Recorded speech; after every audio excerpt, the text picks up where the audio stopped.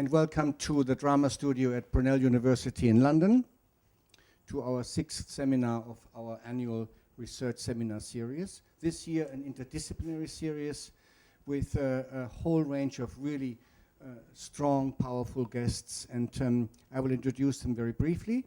My name is Johannes Birringer. We're welcoming the audience in the studio as well as online, and we have two presenters today. A guest coming all the way from Brazil, Nicephor N.Herrantes, and he's one of the few invited guests I've never met before, so I'm looking forward to his presentation and his research. And he will start our session today, and it will be followed by Holly Maples, who will be also presenting new research development in terms of framework of her interest in the study of memory and cultural politics. And the whole series this year was dedicated to investigation of political performance and the politics in our democratic societies, as well as in the current era of crisis, to some extent caused by war, to some extent caused by migration, and to some extent, of course, caused by capitalism and its economics. So I assume this is actually not Portuguese, but a Greek title. And your research, Nicephor, spans, I think, cultures from Latin America to Europe to Greece. And I was told that you had been doing research on some of the Greek islands. And this connected, I think, my thinking of our framework back to Maria Castrino's performance in the last session, where she reported from Lesbos. So I will be very curious to see what you have found in your fieldwork. And Nicephor will be doing a performance lecture, so it's partly research, partly live performance. Please welcome Nicephor N.Herrantes.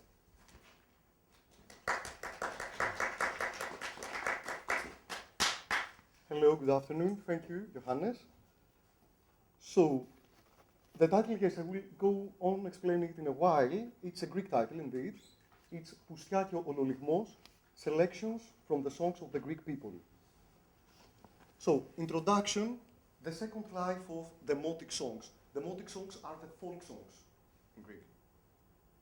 According to Alexis Politis, whoever has delved in Greek 19th century poetry is bound to have come across quasi-demotic songs, ones written in the manner and style of demotic songs, as well as ones which are forgeries created by scholars with a conscious intent of deceiving the reader. As Politis explains, especially from the mid-19th century on, the newly merged publishers are becoming increasingly bold. They modify the texts, sometimes by adding at will non-existent verses, while a short while later they compose new songs in toto. So, the second life of demotic songs is not without ideological charges or even explicit, recognizable political orientations. And as Michael Herzfeld has shown, the goal of 19th century Greek folklorists was not only to rescue people's heritage, but also to present this heritage to the West. Moreover, as Herzfeld demonstrated, Greek folklorists were given to doctoring texts and committing even outright forgery when it served their Hellenist purposes. So, one of the first publications of demotic songs took place in the review Pandora by Georgios Tertsetis, a total of 73 songs. Tertsetis is widely known for having been the judge that refused to agree to the condemnation and execution of a Greek revolution fighter named Theodoros Kolokotronis by the regents of the Bavarian king of Greece, Otto, in 1834. But Tertsetis was also a professor of history, an archivist of the Greek parliament, a philosopher, a folklorist, and a poet. And harmonized with the spirit of his times, Tertsetis had not only published the aforementioned collection of demotic songs with the usual intervention to the texts, but he had also composed quasi-demotic songs himself. So let me recite a sample of his writing insofar as it introduces us directly to the central question of this lecture. Η δικαία εκδίκησης. Τραγουδιστής πολλά εύμορφος, νέον εύμορφο ερωτεύθη.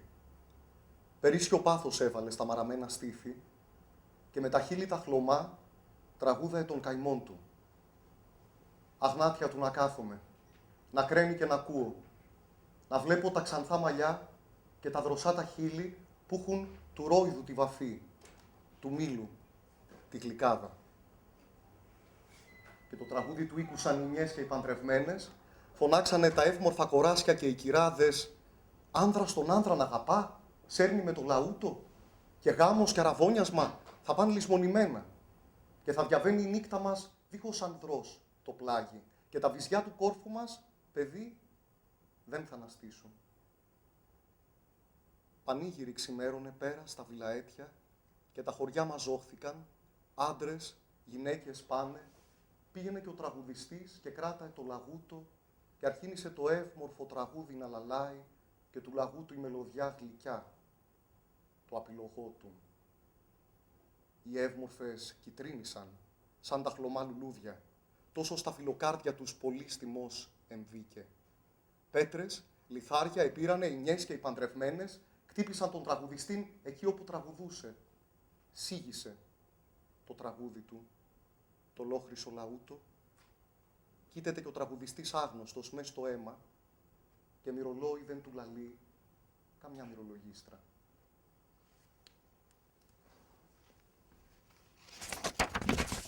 So, in the verses that follow, the outraged maidens will cut off the singer's head and throw it, along with the lute, in a river. Despite that, the head and lute will continue to be heard in the waves until sailors retrieve them and give them a proper burial. In exchange, the spirit of music will bless the seaside regions, though inland, the singer's murderesses will be severely punished. The men will brand them with a hot iron on the forehead and on the back.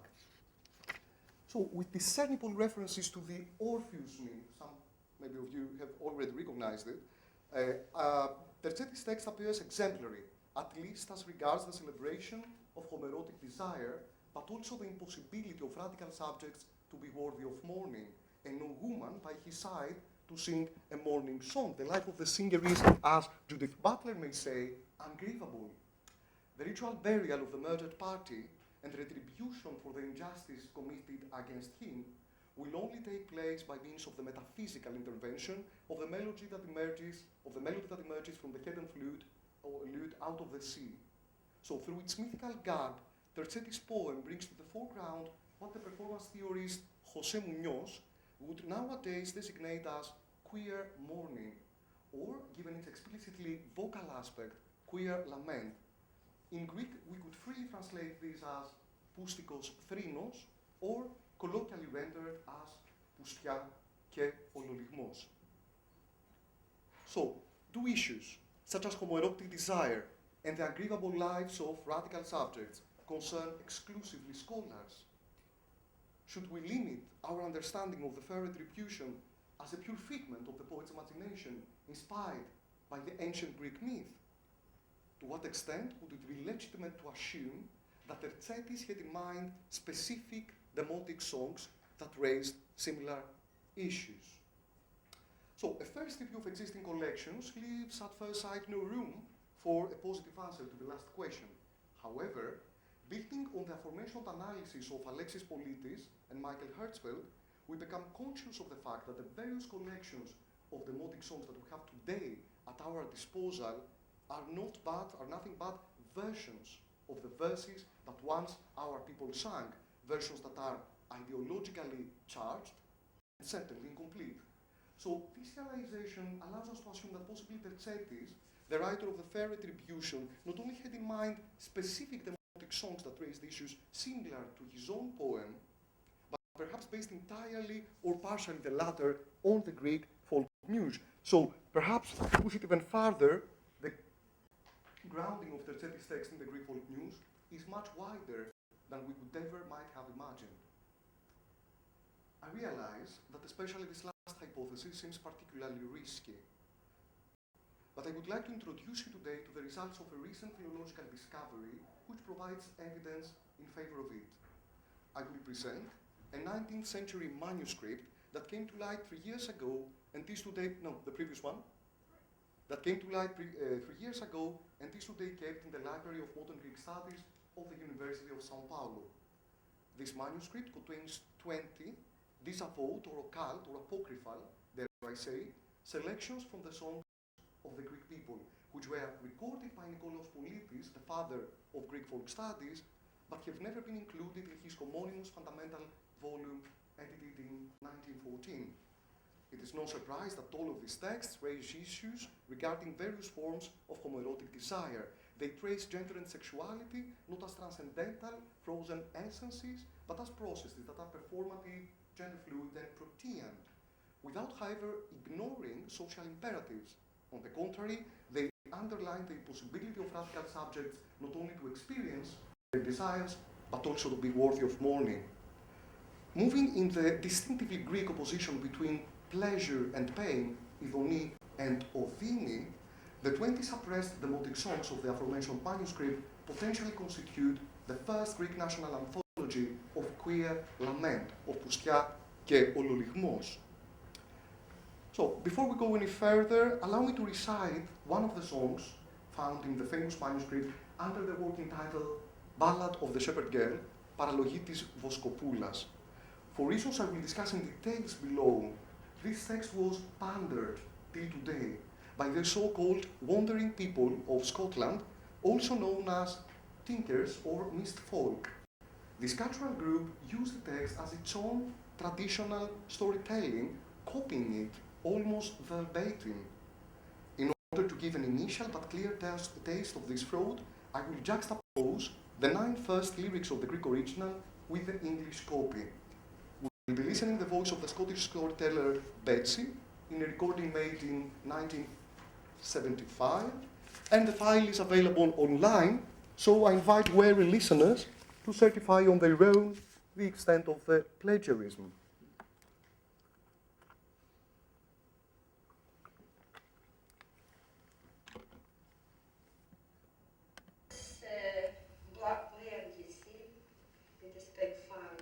Τότε τα χρόνια τα παλιά ζούσε ο μαύρος τσιφλικάς με το τσιφλίκι το πλατή.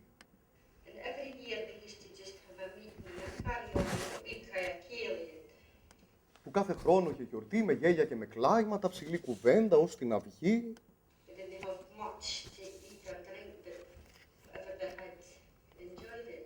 Κι ας έλειπε φαΐ πιωτή, έρχονταν φίλοι καρδιακοί, με λίγα ευχαριστιόντανε.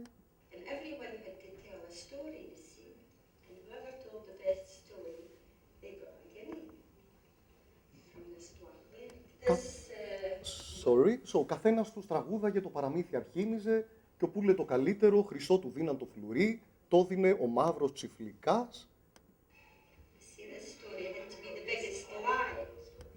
Μα έπρεπε να έχει πει σωστά τα πιο μεγάλα ψέματα.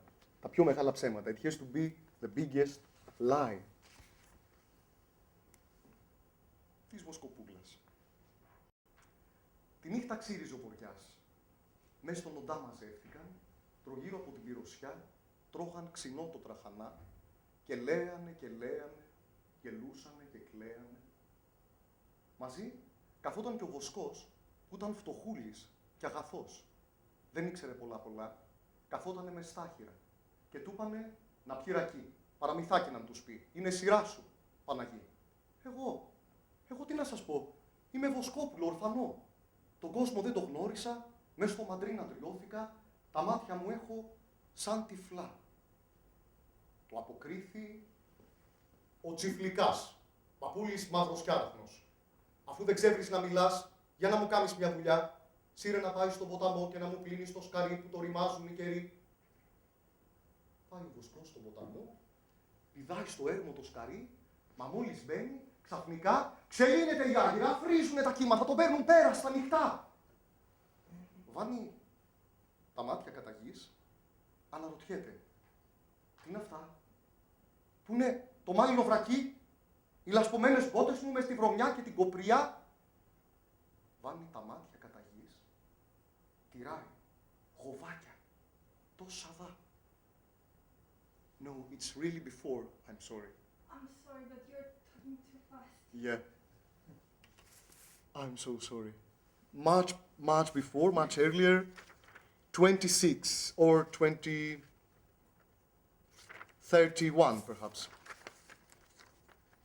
So I was just going to like Yeah, if you could take it to 31. 31. Yeah? Okay. I'm sorry.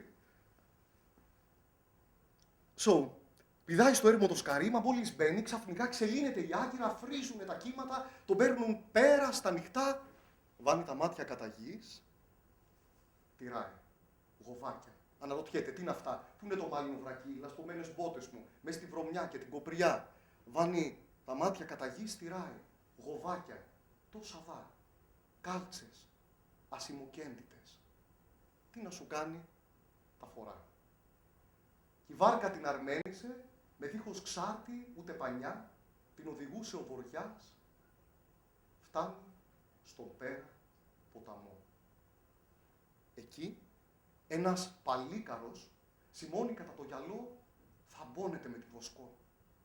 Της δίνει το χεράκι του, την ετραβάει στη στεριά. Εσύ, πανόρια ξωτικιά, δεν τρέμεις στα άγρια κύματα, μόνη σου. Τι ζητάς εδώ, θες να έρθεις στην καλύβα μου. Ένας τον άλλον γνώρισε, ένας τον άλλον πόθησε. Έσμιξαν νιός μαζί με νιά. Δίχως να βάλουν στέφανα, κάμανε όρια φαμελιά, ζήσανε μες στα πούπουλα. Μάρθε μια μέρα του Μαγιού, είχαν κάνει 2 παιδιά, είχαν περάσει χρόνοι 3 και περπατούσαν ξανά στην όχθη εκεί του ποταμού, ευλογημένο αντρόγυνο.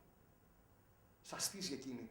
Αγάπη μου, για είδες τι βλέπω να έρχεται. Ήρθε η βαρκούλα μου η παλιά που με έφερε σε σένα, ναι. Πριν αποσώσει τη λαλιά, πηδάει στο έρμο το σκαρί. Έλα μαζί, έλα μαζί. Μα μόλις μπαίνει, ξαφνικά ξελύνεται η άγκυρα, φρίζουνε τα κύματα, την παίρνουν πέρα στα νυχτά. Βουτάει ο άντρας στα νερά, μα πουθενά η αγάπη του. Μάχεται η κόρη το σκαρί, παλεύει κόντρα στο βοριά, να το γυρίσει, προσπαθεί. Άντρα μου, άντρα μου, άντρα μου, άντρα μου, αλλά στου δρόμου τα μισά. Βλέπει τις μπότες, τις χοντρές, το μάλινό του, το βρακί, μες στην κοπριά και τα σκατά.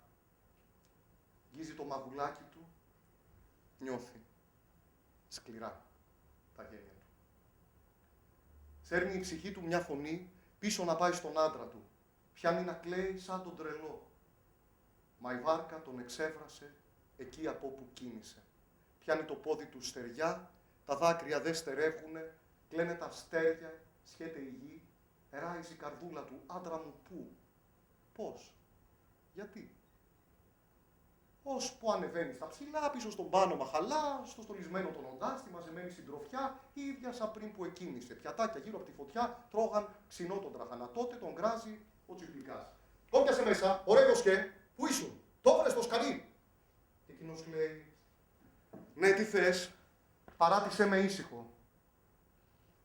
Α, τι να τρέχει τον εσέ, έλα και πες μας, γιατί κλαις. Κάθεται μέσα ο βοσκός.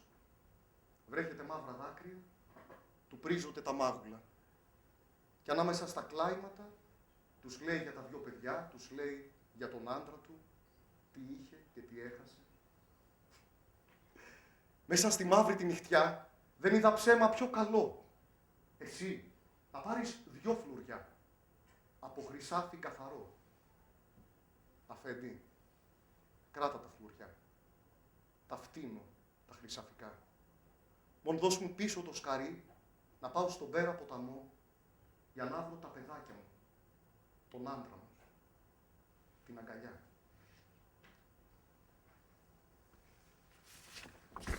So, returning to the complex history of the manuscript, it is necessary to put things in order. Νικόλαος Πολίτης, was not only the patriarch of Greek folk studies and the founder of an intellectual dynasty, but also a man cruelly struck by fate. He did not only live through the premature death of his 2 daughters, beyond this, he had the misfortune to sire a wayward son, a fact omitted in the official biographies, the name Alessandro Politis. But what had happened exactly? Can I have Alessandro, please? Yeah, thank you. In the beginning of the last century, we find this wayward offspring of Politis attending the University of Munich, from where he is expelled due to blameworthy immorality. The young man is immediately recalled back to Athens by the distinguished folklorist, who drives him away from the paternal home and disinherits him. Before his departure, the sinful lad tries to loot the homestead. However, being caught out by the servants, he flees in a hurry. Finally, he will not manage to take with him nothing more than 2 pouches of gold coins, but also a folder with 20 demotic songs, which his father had tried to keep hidden away. The 20-year-old Alessandro leads a morally questionable life in various countries of the old continent, spending short periods in Paris, London, and Edinburgh.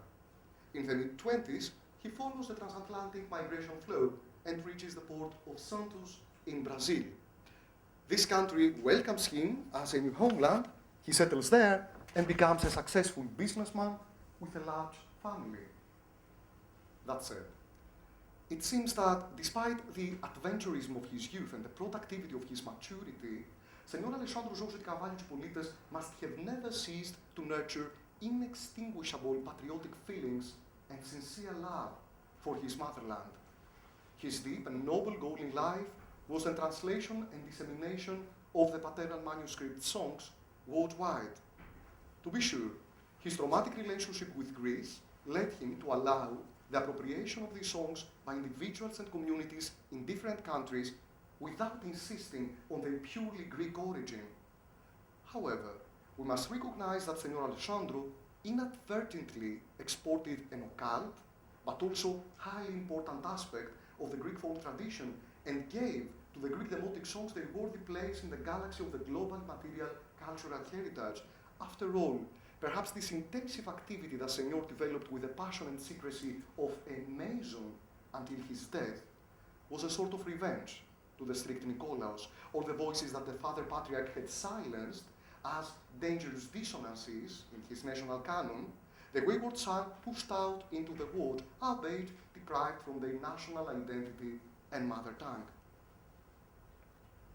Interestingly enough, despite the rupture between father and son, the family tradition has finally been perpetuated. The grandson of Alessandro, Senor João Colau Politos da Silveira, established and directs the first chair of modern Greek studies at the University of São Paulo. After the death of his grandfather, and having managed to elicit from him only a few, though pivotal, details while he was alive, Professor Politis da Silveira has launched a 5-year research program titled The Politis Manuscript and its International Mourning, identifying 20 demotic songs with their replicas worldwide. I'm honored to participate in this marathon project of heroic scope, whose aim is to undo the worldwide mongering of Greek folk culture's authentic belongings and to reunite them with their ancestral matrix, the untamable Greek folk muse. Working hard for 3 consecutive years, our team has so far managed to identify 11 literary texts of different languages and traditions with Greek demotic songs. I have already presented the first token. Let me conclude this presentation with the second one. It appears in the Politis manuscript with the working title, Ballad of the Willows, Παραλογή των Λιγερών, juxtaposing the Greek original with the much applauded play Agreste, Manfahosa, recently played in Brazil, which was reportedly the authentic creation of author Newton Moreno. Our team arrived at the conclusion that its origin is Greek. So, ladies and gentlemen, I would like to sound an alarm. If the necessary legal measures are not taken as soon as possible, all sorts of bangers and plagiarists that pretend to be authors will continue undisturbed with their salacious practices upon the immaculate body of the Greek folk news. So, token 2, Παραλογή των Λιγερών.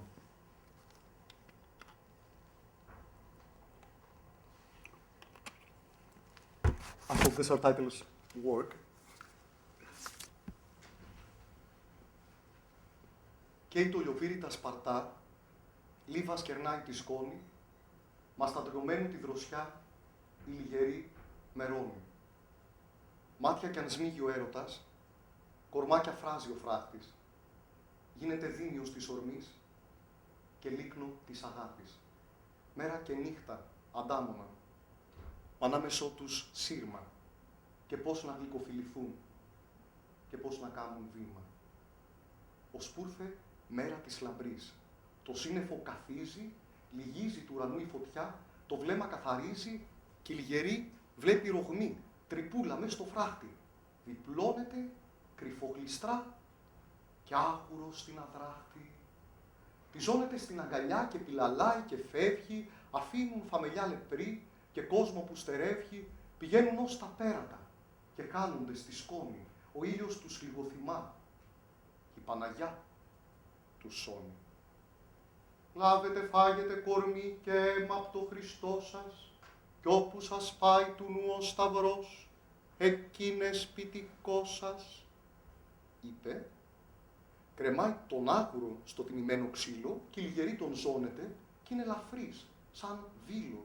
Πηγαίνουν με τα σύννεφα, πηγαίνουν με τα αέρη, όσο που απόκαμε ο σταυρός, στα ξένα πέρα μέρη πλαγιάζει. Σε ένα ξέφωτο, πλάι σε ένα χωριουδάκι, φεύγουν τα ξύλα από τα καρφιά, γίνονται καλυβάκι. Μέσα θα ζήσουν άγουρος και λιγερή για χρόνια, με μια φιλιά να μ' αλλαγεί, για μια αγάπη αιώνια. Μάθανε χρόνοι δίσεκτοι και μήνες οργισμένοι. Θερίζει ο χάρος στα σπαρτά και ο ήλιος στα παιδάκια, θερίζει και τον άγουρο γέρο στο καλυβάκι. Μένει η γριούλα μοναχή, σαν καλαμιά στον κάμπο. Φωνάζει τις γειτόνισσες, πιάνουν το μυρολόι. Αχ, γείτονα μου μπίστηκε που είχες τις χάρες όλες, που πας κι αφήνεις την κερά χωρίς παιδιά κι αγγόνια, τώρα που καίονται τα σπαρτά κι η γη σκορπά το δυο σας, κι η χήρα σκούζει και τραβά του φίτσες στα μαλλιά της, τα μάγουλά της γρατζουνιά, δέρνει τα σωθικά της και η πιο γριά από τις κλιόστρισες γυρίζει και της λέει «Σκούξε του χάρου πυροσιά και τράβα τα μαλλιά σου, ρατζιούνισε τα ρούχα σου, δίρε τα σωθικά σου, εμείς θέλει να τον λούσουμε, να αλλάξουμε τα ρούχα, να τον νεκροστολίσουμε με τσά τα μοίρα που είχα. Να είστε καλά, ερφούλες μου, φτώχεια να στο χαμό μου.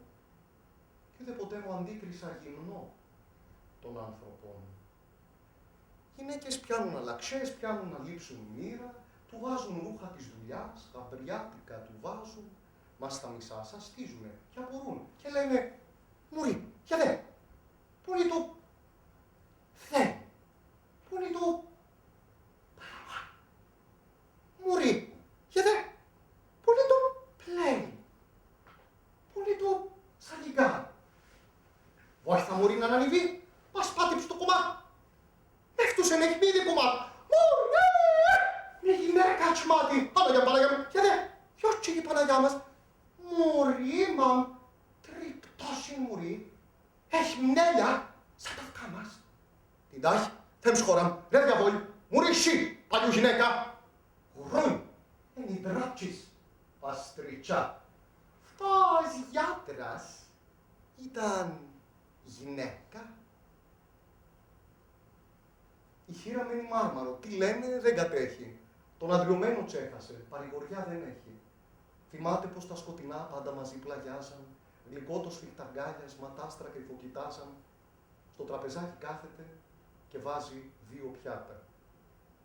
Χουλιάζουν οι γειτόνισσες, προφθαίνουν τα μαντάτα. Κράζουν και φτάνει Πόλιτσμαν. Στη φυλακή σε πάω. Κράζουν και φτάνει ο παπάς. Τούτη δεν τη βλογάω. Χουλιάζουν οι γειτόνισσες, βγαίνουν από το σπίτι, ολόγυρα το περικλείουν και τις πετριές αρχίζουν. Πόλιτσμαν ρίχνει πιστολιά, παπάς ρίχνει λαμπάδα και οι χωριανοί σαν μια γροθιά λαμπαδιασμένη δάδα να κάνουν ολοκαύτωμα. Τις μολεμένες σκύλες. Και ως λάμπει το ολοκαύτωμα, λάμπουν της χείρας μάτια. Απ' το σκαμνί της δεν κουνά, νεκρό, σφιχταγκαλιάζει. Στο στόμα τον γλυκοφυλά πιάνει το μυρολόι. Άντρας ανήσουν για καιρά, Άγιος στοιχείο είναι ράιδα, Για μένα είσαι ο αντριωμένος μου και σου χρωστώ τον κόσμο. Στάχτη μαζί σου θα γεννώ, στην άλλη γη να σε βρω. Ποιος είπε? Πέφτουν πυρκαγιά, δοκάρια πάνω φέτους. Γίνεται στάχτη αγκαλιά και το τραγούδι κρότος, λαμπάδιασε η καλύβα τους, σκοτίνιασαν τα ουράνια. Και οι χωριανοί φουβαίνονται, στρέφουν, τηρούν το θαύμα. Μες στον καπνό, νεραδικά σαλεύουν και χτυπιούνται και σπέρνουν φαρμακοσπορά κι όλους τους καταργούνται. Καίει το λιοπύρι τα σπαρτά, λίβας κερνάει τη σκόνη, οι μάνες πνίγουν τα μωρά, μόνες να πιούν το γάλα και το χωριό πάει. Προσκυνά το μολεμένο σπίτι, δίχως παπά και πόλιτσμαν, δίχως Χριστό και Αγίους, προσκύναγαν τα κάρβουνα, να στέρξουν για βοήθεια χρόνους 9. Προσκύναγαν. Θεός δεν τους ακούει. Στους 10 επάνω σώπασαν. Και γίνεται το θαύμα. Στον ουρανό, νεραϊδικά σαλεύουν και γελάνε, και είναι στη μέση οι νύφες δυο, κορίτσια αγκαλιασμένα, και σέρνουν τον νηφιάτικο, δίνουν φιλί στο στόμα. Και οι χωριανοί σέρνουν φωνή, τραγούδι της αγάπης. Και οι γερές σπέρνουν δροσιά κι όλους τους συγχωρνάνε.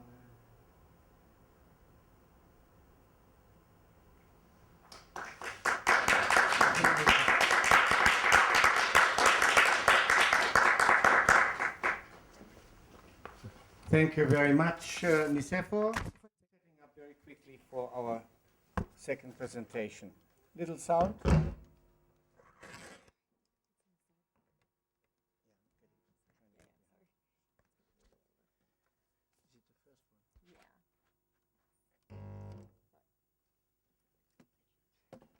Oh, I'm not going to do it. No? Okay. Thank you. Thanks so much.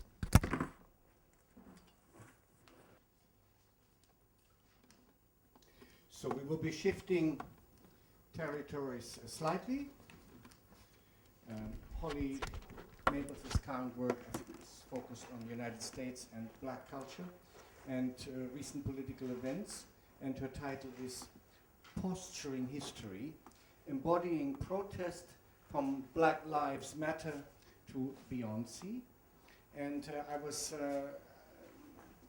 very excited to hear that she's looking at some very recent popular cultural event, and I think among our group of CMA students we already briefly looked at the video, and I'm very happy that you will be bringing it back to us. Let's see, it's not Oh, sorry. And Just so hold on, it's we my will fault, I have think. a presentation, and then afterwards Sorry. brief discussion, I forgot to do the thing. questions and answer, yeah?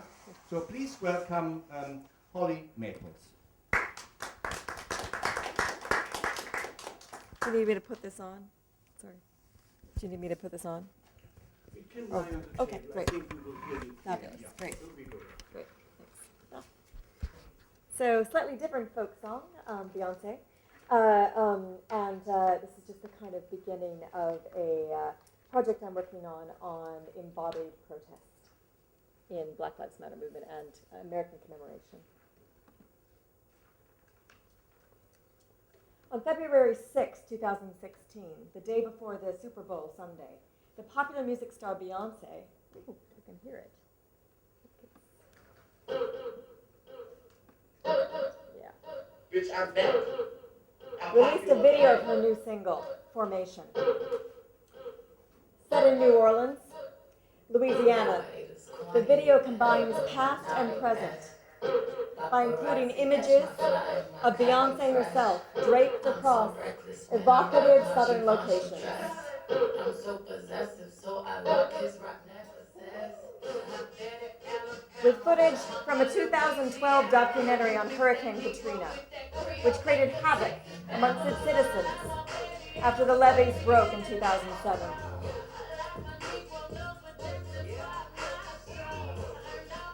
Great. So we're just having a little bit of that. Leaving the city in a state of emergency for months on end. I'm going to show you one of the images. Get a little bit further along. Catch my rocket, the beat,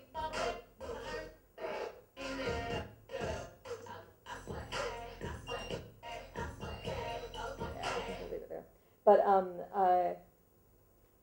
the destruction of New Orleans especially affected its middle and lower class African American communities, destroying homes, businesses, and lives, which have yet to be recovered. Beyoncé combined past and present in her video, positioning.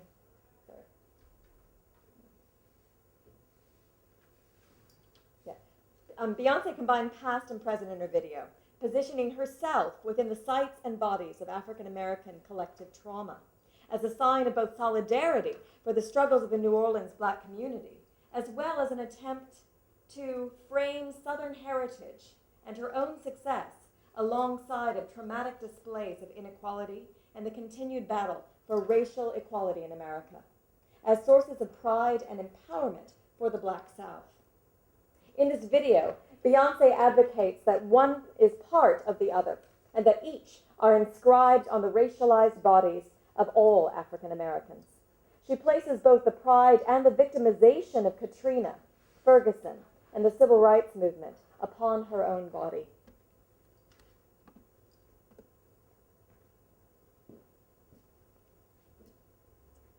It's hard to multitask at the same time. As one commentator, Margaret E. Jacobson, knows, the song is an anthem for Black women, and a response has been amazing. Following the video's release, we're talking about the blood that runs through our veins and the hoods we grew up in. We're holding all of those in our Black communities who came from up on high. We're wearing every little thing that's contributed to our Blackness proudly. So they wear Blackness as a performance of memory, of cultural trauma, of past and present, which intermingle into one body, the body of Beyoncé in this case. For many, the events of Hurricane Katrina transcended the natural disaster to become a social tragedy. Katrina became synonymous with continued signs of racial inequality in America. As Regina N. Bradley argues, quote, Katrina is not just a historical event. It is the springboard for re-rendering Southern trauma and its association with Blackness. Some critics believe that it was the events of Katrina in 2007 that began the new civil rights movement, encapsulated by protests around police brutality across the country and the growing feeling of discontent over what is perceived as an unfair level of harassment by members of the police force and legal practice against African Americans in the 21st century America. Beyoncé's video interweaves Hurricane Katrina's position as a metaphoric locale of trauma found within the psyche of African American community with the contemporary Black Lives Matter movement. During the Super Bowl halftime, Beyoncé performed Formation, again to crowds of sports fans, this time positioning her merger with the past Black activists by dressing and performing in an homage to the Black Panthers. Beyoncé's posturing of historic figures from the civil rights movement of the 1960s to address concerns of racial inequality in the present is just one part of a large-scale movement intermingling past and present bodies of protest. Unsettling echoes of the 1960s, from burning churches to violent protests and images of police brutality, appeared alongside those of important American civil rights commemorations, creating a climate of performative protests, where reenactments of civil rights-era America gave ammunition to the current struggle. In these events, past and present struggles are fused together into an embodied performance of protest. However, the posturing of the 1960s are not solely political devices, but enable members of the public to inscribe acts of racial injustice upon their own bodies. Through an interrogation of how such performative protests affect the minds and imaginations of the public, this paper examines how the past becomes absorbed into the collective imaginings of American citizens through the act of posing, posturing, and reenacting past events, allowing them to physically imagine and indeed become the body politic of the nation. To pose, to posture, has become associated with insincerity and falsehood. The idea of striking a pose or posturing for effect appears to be calculated to mislead, to perform an attitudinal image with one's body that is somehow disassociated with the true self, with one's true unconscious movement. But what if these poses, these acts of strategic positioning of the body, are not merely to display an attitude upon others, but upon oneself? The peacock postures in the wild when under threat, appearing bigger and more threatening to its enemy than it actually is. But it also allows the bird to feel larger and stronger and more capable through its newfound pose. To posture history is to inscribe upon oneself events of the past. Yes, these are strategic.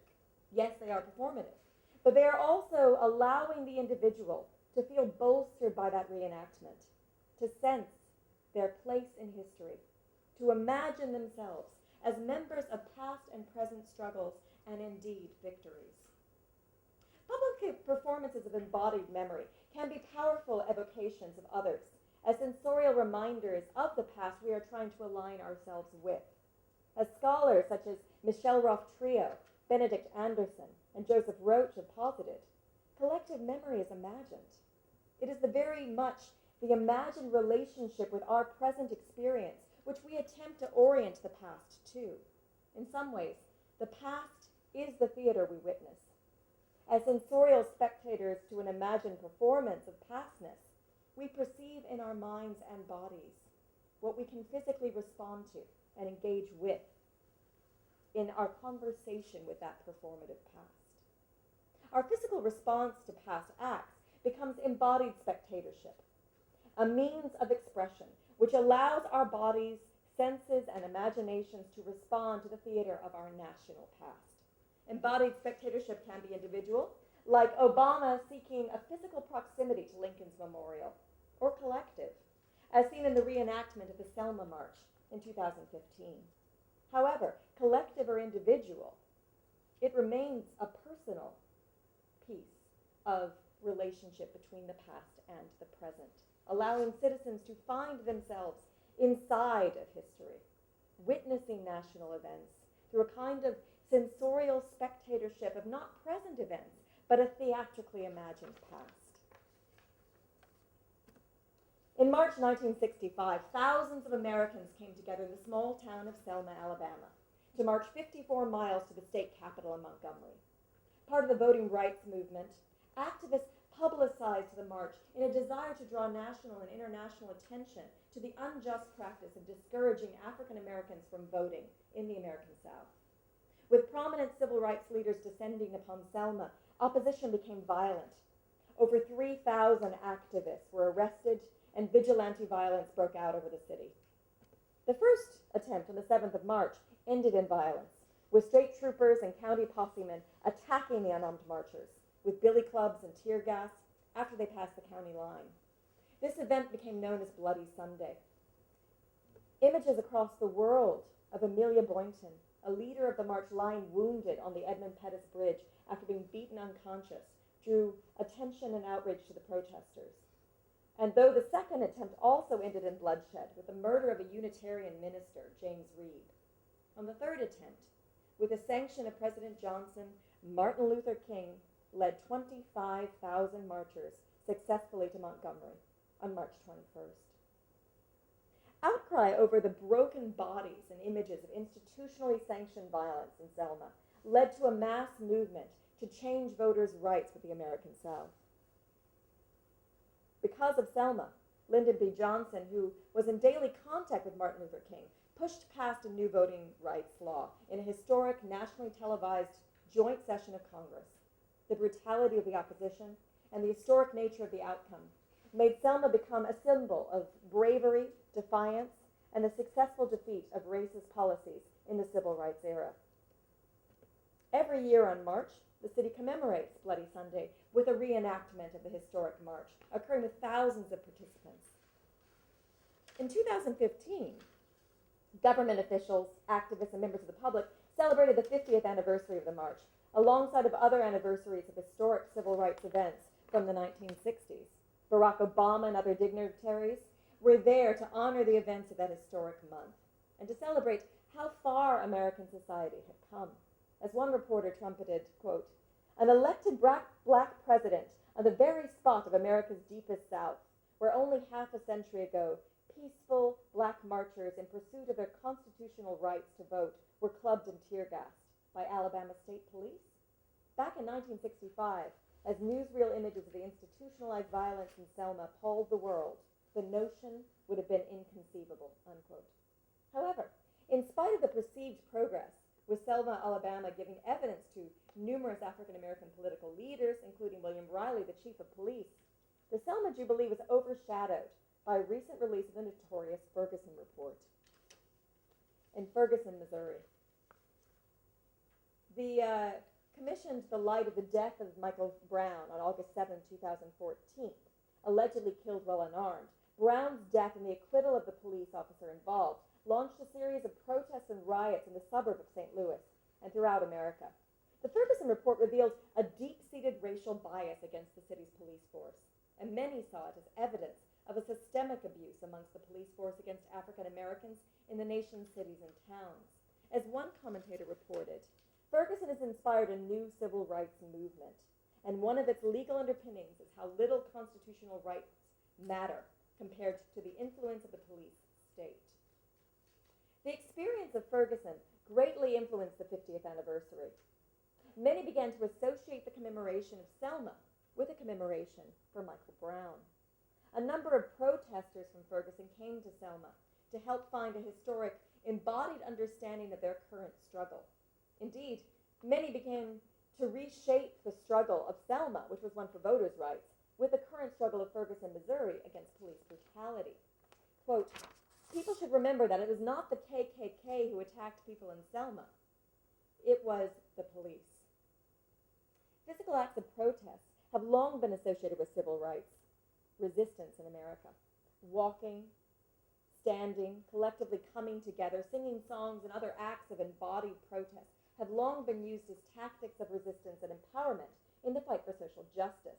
The ghosting of the past on the present is not accidental, but a strategic alliance of a perceived past national inheritance on present acts. The conflation of Selma with Ferguson is seen in the lyrics of Glory by John Legend and Common from the film Selma. Besides the use of physically standing as a defiant gesture against oppression, famous images of embodied resistance are referenced in the lyrics. Rosa Parks' famous act of sitting on the white section of the segregated bus in 1955 became in itself a body of evidence in the fight for racial equality. And we see President Obama, very soon after he got elected, posing himself in the position to, in some ways, evoke and provoke a response to Rosa Parks. Through the events of Selma, Ferguson, and other commemorative protests in 2015, the following examines how bodies and performative echoes of these bodies are used to not only become symbols of protest against continued racial inequality in America, but explores how past physical acts not only haunt the present, but become absorbed into the experiences of contemporary American bodies as evidence of a collective inheritance of struggle. From 2013 to 15, a number of commemorations honored the civil rights movements occurred. The anniversary of the March in Washington in 1963, the Civil Rights Act of 1964, the Selma March and Voting Rights Act of 1965, and the Immigration and Nationality Act, all brought under scrutiny over past and present policies and actions involving racial equality in the country. The events of Ferguson, Missouri in the summer of 2014, and the ensuing riots, as well as the protests surrounding the death of Eric Garner in Staten Island, along with the acquittal of the police officers involved in these cases, all began to bring unfavorable parallels between the present and the past. One reporter illustrated the similarities between Selma and Ferguson accordingly. Quote, "There are clear parallels in tactics. The protests of both 65 and 2015 used disruptive public demonstrations to promote necessary political change and intentionally leveraged emerging media, TV cameras in 65, social media in 2015, to elevate civil rights issues to a broader audience. Twitter became a powerful tool for the Ferguson protest movement. Throughout the period, associations between 1965 and 2015 from images of bodily echoes from both periods became increasingly used to indicate outrage at the lack of perceived change or advancement in the struggle between the times. Not only Ferguson, But the protests surrounding the death of Eric Garner also sparked comparisons in social media between the civil rights era and today.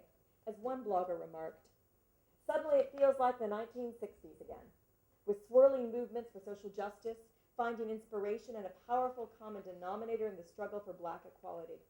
As you can see from these Twitter feeds, the bodies of the past were perceived amongst many members of the public as hauntingly reenacting present black bodies. This paper is part of a larger project on being history. Through commemorative utterances, I examine how performative ghostings of the past upon present bodies impact the imaginations, identities, and emotions of contemporary Americans. Some of these performances of the past are experiential and knowing, such as those used in the current Black Lives Matter protests. Others are accidental and unwitting homages to a past, as we will see in the Ferguson riots. However, the imagined utterances of past bodies become inscribed upon the present through these acts, and they invite contemporary citizens to engage with, interpret, and align themselves to the history of the nation. This project asks how posturing bodies become archives of history, filtering and interpreting the past to present participants. How do we not only witness history, but absorb, live, and indeed create it through physical embodiment? According to Paul Stoller, memory in history is an embodied phenomenon.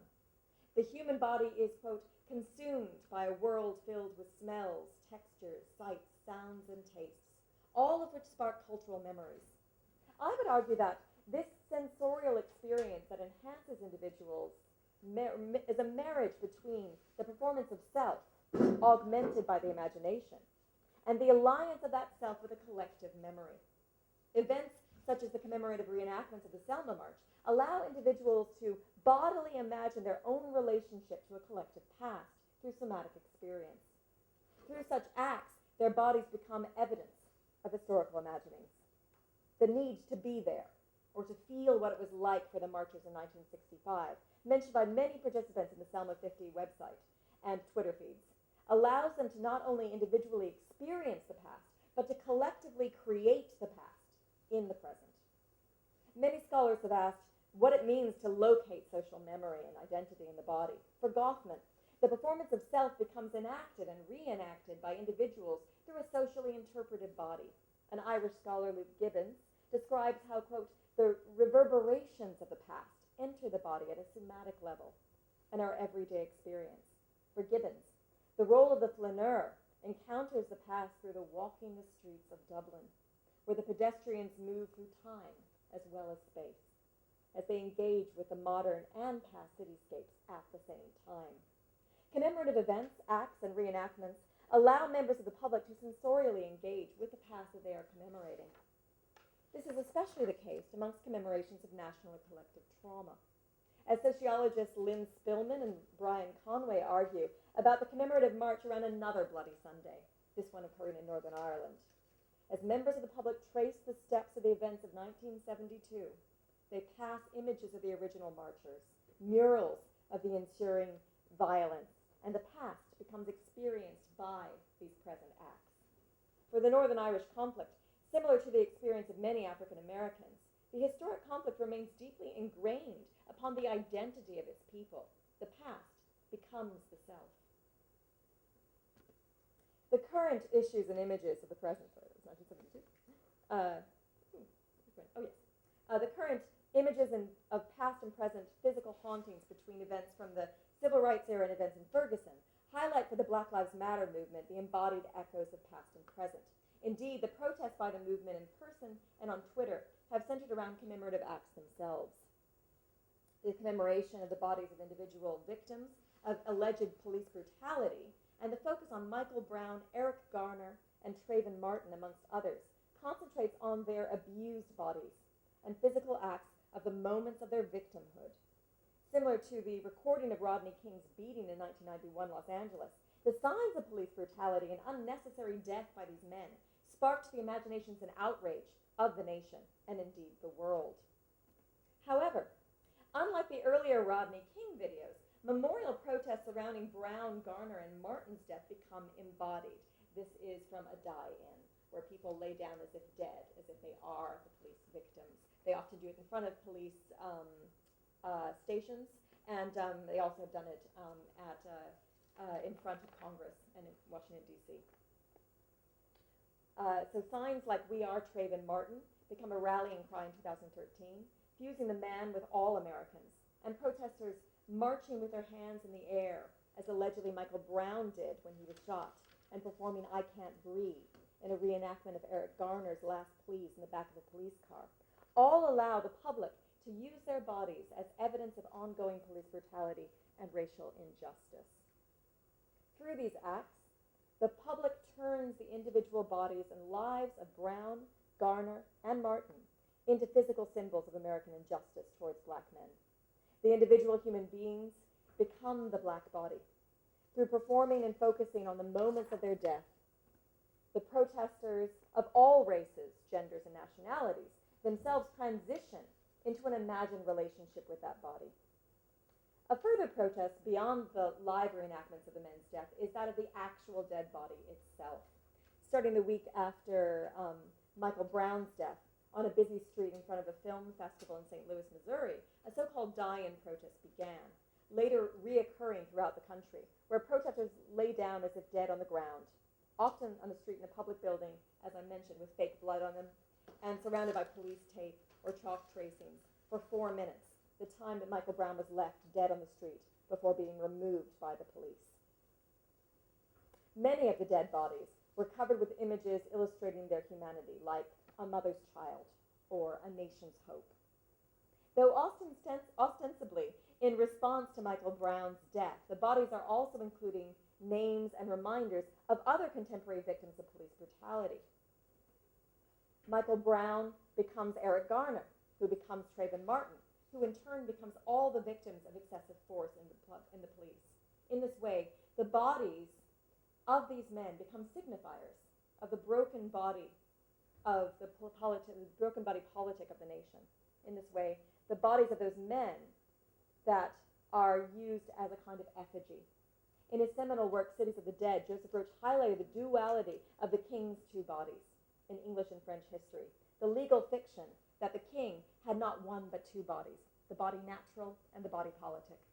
The body natural may be subject to infirmities or even imbecilities of age, but the body politic was always both adult and immortal.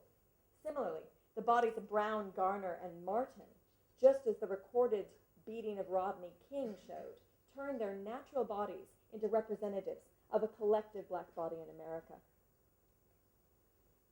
Significantly, the notion of a dual sense of self and body continues in African American culture. Scholar Harvey Young asserts that the socially constructed notions of blackness are, quote, mapped across or internalized within black people, creating the black body. As he argues, these are just more images of them, the dying protests. The second body, an abstracted and imagined figure, shadows or doubles the real one. It is the black body and not a particular flesh and blood body that is targeting a racializing projection. The shadow overwhelms the action figure, located within the body, an aspect that is largely imagined, bringing together the physical black body and the conceptual black body. It blurs them. An imagined black body becomes merged with oneself. And it is the racial prejudice surrounding the stereotype of the black body, particularly the male black body, that has been the focus of much of the protests around the use of excessive force amongst police officers towards the black population in America. The public imagination has been sparked by imaginings of the incarcerated black body, the criminalized black body, the brutalized and indeed the dead black body, represented by these young men. The Black Lives Matter movement uses the evidence of these men's bodies inscribed upon live protesters to illustrate the visibility of the problem, the transcendence of racial injustice, and the continued struggle towards racial equality. The protest images of each of the main victims of the Black Lives Matter movement all emphasize their corporality. The extended hand of Michael Brown is often raised while marching forward. The taglines, "Hands up, don't shoot," give a sense of helplessness and passivity to the defenseless victim. Though there are a lot of complex and contradicting facts surrounding Brown's death, where contrasting eyewitnesses emphasize either his encounter with the policeman involved. Some witness testifies state that he was involved in a violent struggle with an officer and never put up his hands, while others state the opposite. Though both acknowledge that after the first shot, Brown was running away when he was repeatedly shot in the back. The death of Trayvon Martin, who was shot by a neighborhood watch volunteer while attempting to rob a house at night in Florida, has no witnesses at all to the event. Eric Garner, by contrast, was arrested in Staten Island and died of an asthma attack at the back of his police car, all recorded by bystanders. A perpetrator of an earlier robbery, Brown and Martin were not blameless victims of Garner, though their deaths have been absorbed into a similar popular narrative. And physically, the desired narratives of what their deaths represent becomes inscribed on the bodies of present protesters. In this way, the bodies of the protesters transform, absorb, and create the evidence needed to transform the past acts of the individual victims' deaths into acts of a larger narrative of racial justice. And interestingly enough, I'm just going to show you the very end of the video, because that's exactly what Beyoncé does. Always say gracious, that's me. She drowns herself as, again, another image of the victimized bodies of Katrina and the Black Lives Matter protests on a police car. So that this kind of sense of absorbing and changing and moving her position and her relationship to these victims is quite interesting. Ooh, sorry. We all know what happened in New Orleans. Thank you very much. Great. According to Michelle Roth Trio, the past is only past because there is a present. The past has no content. The past, or more accurately, pastness, is a position. In his work on the forgotten Haitian Revolution, Trio contends that the past is continually being created and recreated in the present. In that way, the performance of pastness through commemoration, reenactments, higher body of Garner that are transplanted upon each other into the American body politic. Thank you.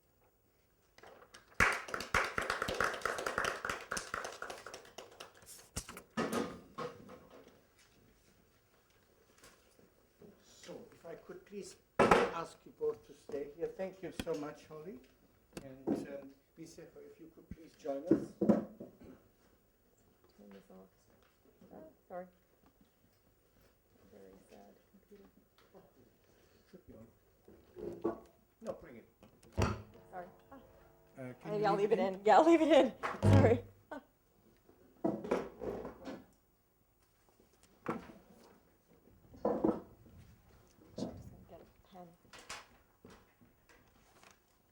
Perhaps not easy now to find a quick transition, and I of course would like to slow things down, but I also realize that some of our audience members will have to leave for central London to attend the theatre.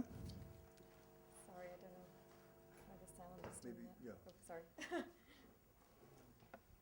Those who can stay are welcome to stay, because we'd like to have a conversation, obviously, and open the discussion also, including the audience. Thank you, both of you, for very stimulating performances. And I do have in my mind the term of the song of lament and the oral tradition that Nicephor raised, linked perhaps to the opening images, Holly, of your presentation, the anthem, or formation as a kind of anthem, and also as a posture. And this notion of the posture, I think, is very provocative, because it's ambiguous. And in the same way, I feel that both of you have done historical research on particular kinds of traditions of articulation of protest, or identity, or love, or desire, or resistance. And you, of course, have delved deeply into issues of rights, human rights, constitutional rights, civil rights. And I think also your research, your performance, deals to some extent with rights, and with what you said in the father-son relation, the dissonance that is perhaps articulated in the queer lament, and that the father tried to suppress and the son tried to bring to the open. So I think it was, for me, fascinating to see both of you going to a certain extent back in history, And maybe later on you can tell us a little bit about your personal sense of migration, yeah? How you ended up in Brazil. But I'd like to invite the audience perhaps to start off comments or questions, and then we'll share some of our reflections.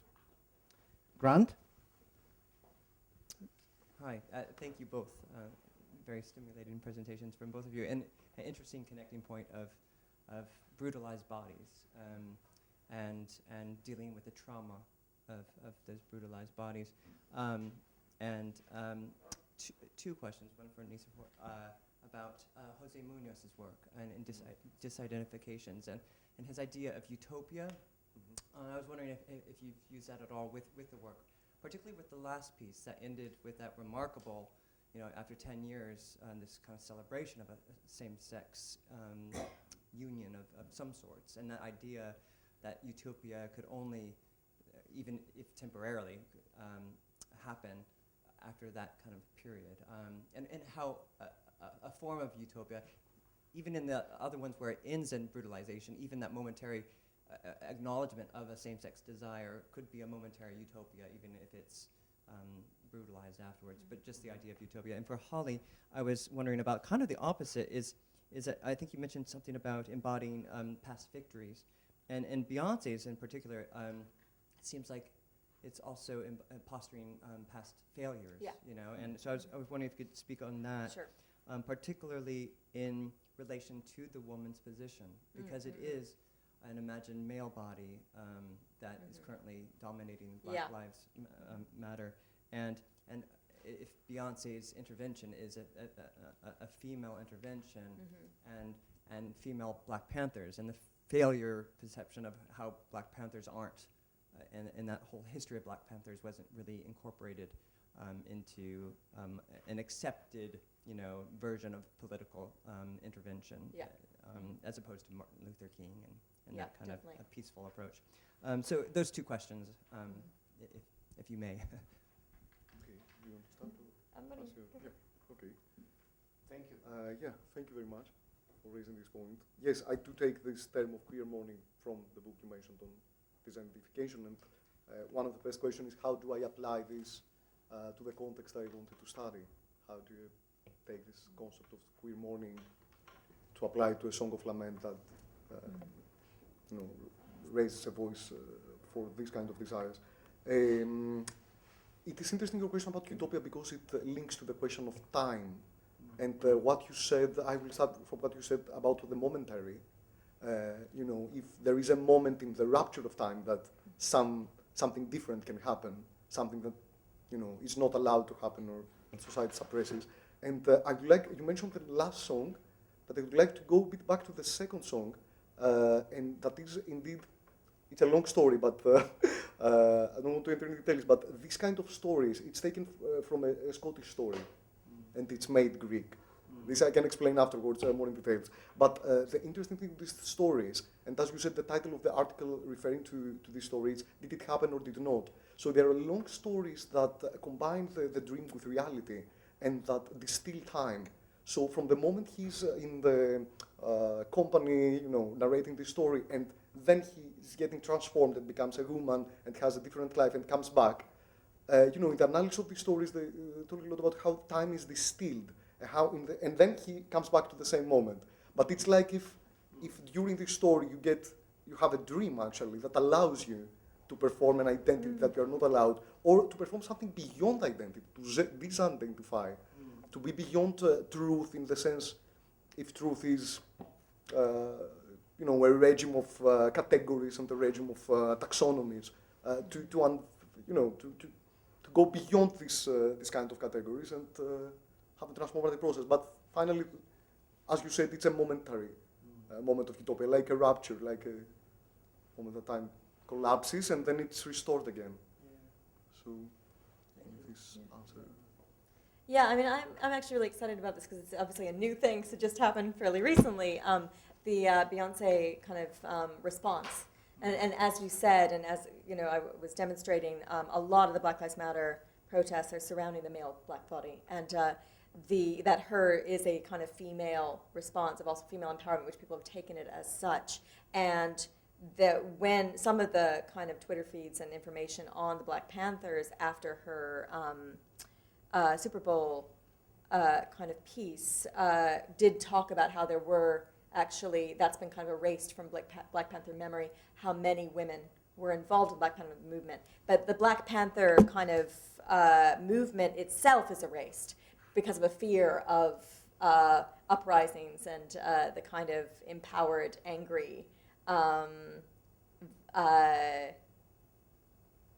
of non-violent protest as opposed to non-violent protest by the Black Panther movement. And there's a lot of kind of interesting things around that. And I think it does quite center on the body itself. So it'll be really quite interesting for me to now start to really kind of look into that and explore it more. Because I'd started off very much coming from a look at commemoration and the kind of big national commemorations. And now I feel like I'm moving more to memory as a slightly more loose position. And this idea of commemoration of, I think the Black Panthers is quite interesting within that as well. I'm trying to think, what are the names that should come to my lips here when I look back? I remember growing up and hearing about the Weathermen. Oh, and yes. seeing the contrast between there's Martin Luther King, there's Malcolm X, and then the guards standing behind Malcolm X. But there were women in that movement. And now you made a sort of your head turned, Maria, when you showed the slides of Obama reenacting Rosa Parks. Yeah. Is there And he something did that awkward about that? Well, the thing what's interesting The- about it the is man it's a very posturing staged. for the woman. Well, I think it's not necessarily that. It's just that it was done very early in his Regime.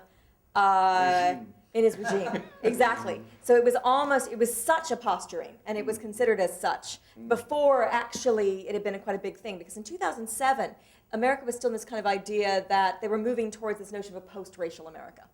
So it's only a little bit later that people really started to kind of position this. So that whole kind of performance of him as the first black president, some people found questions of the sincerity around some of his stagings of, like, he went to the Lincoln Monument the evening before every one of his big speeches for a while.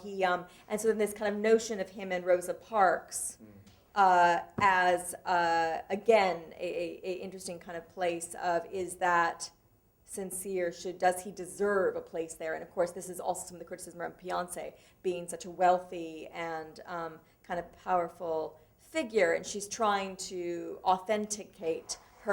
legitimize her ability to be a part of the protest by talking about her hot sauce in her bag, etc. You know what I mean? So and she's talking about her inheritance from her mother's side of Louisiana and her father's side from Texas. So I do think there's something kind of interesting there too as to who is the right body.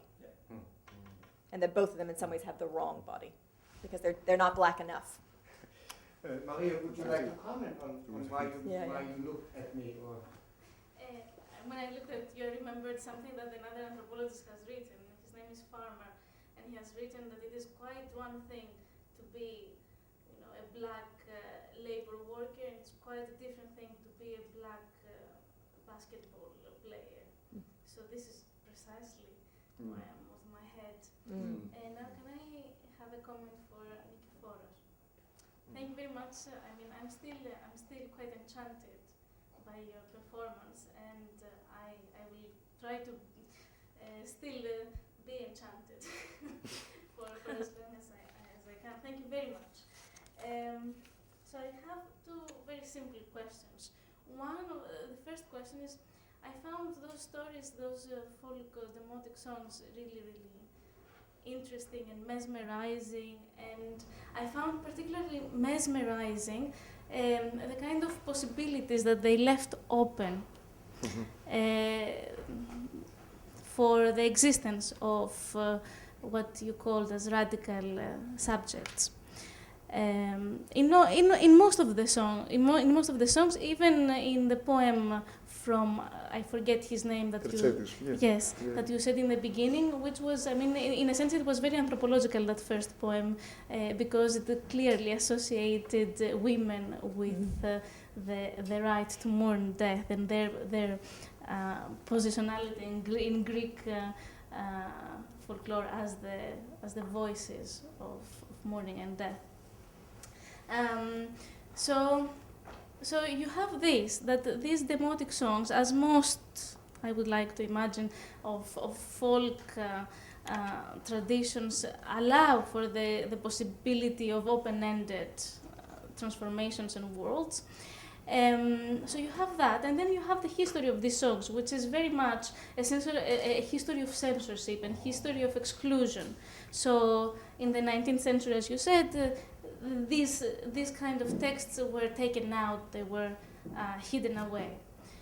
How do you, as a researcher, make sure that, again, these occult and hidden songs of the Greek people are not, again, forced into the kind of theoretical and political limitations of our time, particularly even the discourses of rights or identities, what Foucault perhaps would say, the declaration, the imposed declaration of declaring ourselves, our identities, and our identity somehow being associated with the acts that we do. So, I mean, how do you, as a researcher, face this challenge? How do you, remain faithful? And the other question is, can you repeat a little bit what you said in the end about bankers and? Can you expand on that? Because yeah. I'm afraid not to deceive you, but I should, in a way. And I'm afraid not to, to make you lose the enchantment, but I should do that. Okay, and it's very interesting that you spoke about posture and this association with falsehood, because the whole lecture performance that I just presented is based on a posture and is based on a fiction. So I present a fictional persona, first of all. I'm not Nicephor N.Herrantes in my daily life. I have another name and surname. But I created this persona of a nomadic Brazilian of Greek origins that discover, exile, perhaps, yeah, maybe. Privileged exile. Yeah. Traveling across the Yeah, exactly. Yeah. Very privileged. Of that era. And so, but my departure point was because I was studying the demotic songs and I was studying this tradition, and I couldn't find songs that reveal these themes and these issues, and that raise these issues. So my starting point, but then I was also studying that all what we know, as I said, it's a version, it's something that has an ideological and political history behind. So my point was, yes, if this was not there, this is not in the corpus, could we invent such a corpus in order, to speak about this gap, to speak about this silence? We don't know if the songs existed. Of course, this poem did exist, and this was also very stimulating. But how could we, play with the silence and give it back through an invention? So my departure point was this. And then I embarked on finding stories and songs from different traditions, such as the Scottish one, or such as the Brazilian one, and others, and Hellenize them in a way. So I was taking the plots, and I was trying to make myself speak with this language that had oppressed these desires, and try it on this style. So they are not really translations, they are versions that I did, imitating, taking a posture, trying to link with this. And it's also interesting how you spoke about the past and how it's reenacted in the present. I was very interested how we can take this past form that in Greece is very much associated with these conservative scholars that made Greek identity through it, and give it another, use it as a springboard for giving it another. And how we can render through this tragedy things that could not be audible otherwise for people that could not accept these identities. You can, in a way, make them audible through the use of the form, because they are so much embedded. This form is so much traced, how much is so much part of their cultural memory, that they can hear what they could never hear because you use this specific form of the past. So then after this, to make a long story short, I wanted also to over-identify. It's a process of over-identification, in the sense what I did, not completely disidentification. How, in the sense that Zizek speaks about how identifying with the system, you become more, you can undo, you can reveal how less serious, you can take the system more seriously that it takes itself and reveal its potential, ruptures or breaks. So I wanted to over-identify with this very nationalist scholar that would speak about, of course, all this. I was hearing you smile, watching you smiling, about this return of the Greek heritage, of the Greek tradition, like the marbles, But of course, this was part of the over-identification process. I'm very critical about this form of Greeks of the diaspora, of identifying with their tradition and thinking that everything is a copy of Greece. I wanted to use copies of foreign texts and Hellenize them and make a joke with this idea about authenticity and originality through this process. But yeah, this is. So I think in a way it relates in several ways. I was hearing you had revealed. Yeah. I don't know if I answered your question. It was interesting that you mentioned two bloody Sundays. Yeah. We have the one in Ireland, Northern Ireland, and we have the one in the south. Would you want to add something, or I mean, you mentioned Munoz, and I actually don't know his work well enough. Disidentification. And now you speak of over-identification. What do you see is the relationship between those two stances? Because I think a few weeks ago, when we had Marina Girjinic here from Slovenia, she briefly referred to NSK and the sort of late 80s stance of Leibach, performing a kind of fascist communism that looked very bizarre to everyone. And they tried to, in a sense, over-identify with a certain state, communist, corporate sort of system, and it made it also look fascist. So it became completely annoying to the authorities, and the band was banned. Anyway, so tell us more about how you're using Munoz, maybe briefly, and his book on disidentification. What does he mean by disidentification? Okay. Perhaps maybe I should distinguish the over-identification process that is on which the lecture is based.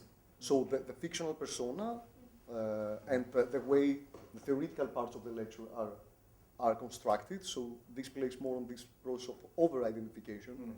But I want to open a parenthesis here and to say that it was a challenge for me not to stay in the irony and the caricature and the falsehood. I wanted the songs to be really moving. And I wanted if I achieve, you can decide, but I wanted to, so they are not parodies. I don't want it to, I don't want the text to be parodies of it. I want, so, this is the first part. So the second,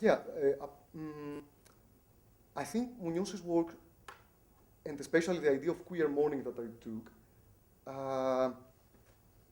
speaks more to me in relation to the texts themselves, and to how through, as we said, these ruptures of time, and those perhaps utopia in the present, not in a promised future, but in present gaps and present lapses of time, different sorts of desires that are not fully associated with identity and with a fixed truth about oneself can be unpacked.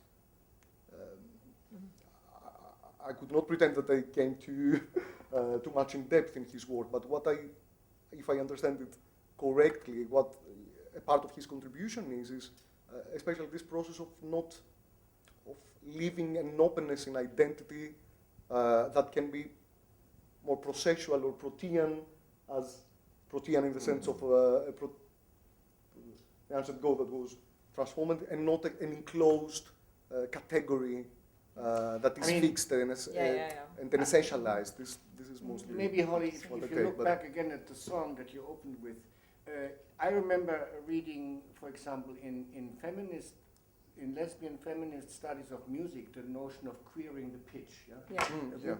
Started to look at what happens in certain musical performance or in opera.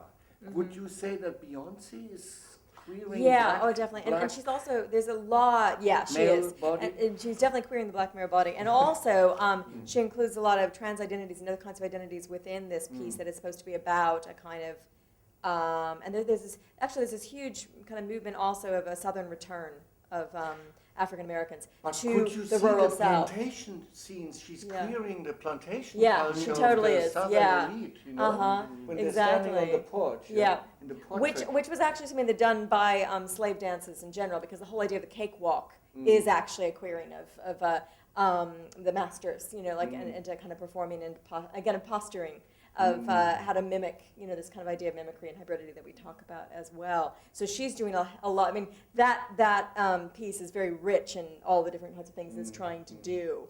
I think one thing that I'm a bit worried about in terms of writing about this is that I'm interested in what the public actually are taking from this and are trying to do. But I don't want to, there is a danger of this conflation, you know, of like, Ferguson, New Orleans, Katrina, the slavery, and Black Lives Matter all into one thing as one thing. It takes away from each individual event and experiences, circumstances, and political issues and things kind of going on there. But they're turning it into this kind of big umbrella imaginative of resistance, you know, so that it is the performance of this past, not a past itself. But of course, the worry is that with a lot of the kind of Twitter feeds and stuff, by putting these things next to each other, people take it as the actual past, right? And what I don't want to do in how I examine this, I don't want to legitimize that, again, that erasure, you know, which is in some ways, which is what I thought was great with your piece, because it was really kind of showing those kind of ethical issues around, because I read on diaspora in Ireland too, and like some of their, Irish Americans are really hilarious in some of the ways they try to legitimize their own conservative kind of practice and stuff through these kind of events. But there is something quite interesting about this notion of queering that she does and the destabilizing which she does in her performance. I find, Holly, you have yes, to oh leave. gosh, yes, sorry. You are excused. Yeah. I find the dialectics so exciting, and I know we have to come to a apologies. premature end, but Sorry. I'd like to have a couple more minutes perhaps for other guests to say something, but thank you for coming round. The photo on the poster still is from last session and for today's lecture. And that's Ai Weiwei posturing the dead Syrian boy on the shore of Turkey, where he placed himself on the shore, as if he was swept there as a dead. So I found this mildly offensive, and maybe that goes back to what Holly is implying, because if we're all standing up and saying, nosotros somos Rodney King, I am Rodney King, what does that mean? What does that mean? And especially for me as a white male, what does that mean to say that? And just one thing about that I actually think is actually quite good is I think what they're trying also to do is say that this is all Americans. I mean, that this isn't, but we need to be aware and be thinking about using our bodies to make visible what is hidden and certain kinds of oppression. So I think the mixture of races doing these protests is actually, for me, a better thing than, because what makes the millionaire Beyoncé more legitimate at being Rodney King, but that notion that also Rodney King or Trayvon Martin or Garner are all the same, that's what worries me more. Just had to mention that. Can I Thank make you. an intervention on that? I think what is also interesting in this instance is also what it does, the conflation of different events for time. Definitely. So what kind of time does it create? In which time? Is it cyclical? Is it the events, almost Yeah. happening again and again. Exactly. And I think these are disturbing and interesting kind of their movement. So I'm looking at the audience. Are there any comments or questions that you would like to add? If not, we will wrap up and have maybe the opportunity for you to speak informally with our guest. Nicephor, you have a little bit of time, so that we wanted to invite you for a drink, because this ends the autumn and winter series, and we are not reconvening until May for a symposium. But the series has been incredibly stimulating, I think, in terms of bringing together people from different fields, and often, also people from very different backgrounds. So I thank you especially for performing the Lament songs and enacting them, and you knew them all by heart. This is good. Yeah, my grandmother used to tell me. So you have them in your body. Okay, we are very thankful to you for coming all this long way from Sao Paulo. We thank our audience here who made it through the rain, and we thank our online audience for joining us again at the Brunel Research Seminar, and we see each other again in May. Thank you very much. Thank you.